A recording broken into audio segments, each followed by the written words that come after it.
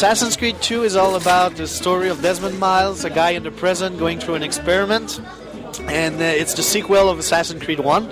Now he's playing or going back into the life of Ezio Auditore da Firenze, a young nobleman during the Italian Renaissance, who will, because something happened to his family, will have to become a master assassin. And so that's Assassin's Creed 2.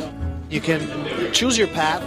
Like while I was showing you this demo, I used a gondola, I use a boat to approach the target, because I knew that with the gondola I won't be attacked because there's no guards on boats. So I used that tactics. I could have used the swimming tactics.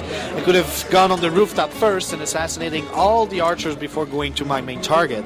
I could have gone the ground level using my ingredients with the crowd, blending in, using the thieves, courtesans, or mercenaries, my helpers, my friends. So again, this idea of freedom is still in AC2, just like it was in the first game, but sometimes we ask players to use specific skills, and something that we actually didn't do a lot in the first game. Yeah, this is something also we're showing here, the fact that you can dye your clothes, you can change the color of the main character, just for customization reason. But something you can also use in the game is the fact that you can buy some armors. And the character we're showing today has like big shoulder pads and a big chest plate, and that changed the visual, but also give you more health points. And so that's another example of the customization factor that we have in AC2. AC1 is AC1. It was done, and it is what it is. For sure, we had a lot of ideas that we couldn't put in the first game. AC2 is pretty close to what we wanted to do at first. We took some ideas of the first game, integrated in the second one, but ideas also came from the settings, for example, from the characters, from what Assassin's Creed 2 became, So while we're doing it, we come with ideas. We integrated a economic system. We needed something like consumable.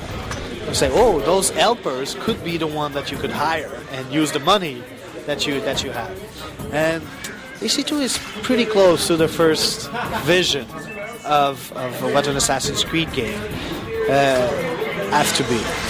So this idea of being Ezio, being assassin, is much more well integrated than it was in the first game. So for me, it's really narrative, it's 2.0. But then there's so many. Yes, it's a lot more diversity, a lot more, day and night cycle, for example. Italy is it's so beautiful. It's this idea of having to recognize the landmarks much more than in the first game. Assassin's Creed 2 is coming November 17th. It's on PS3 and Xbox 360.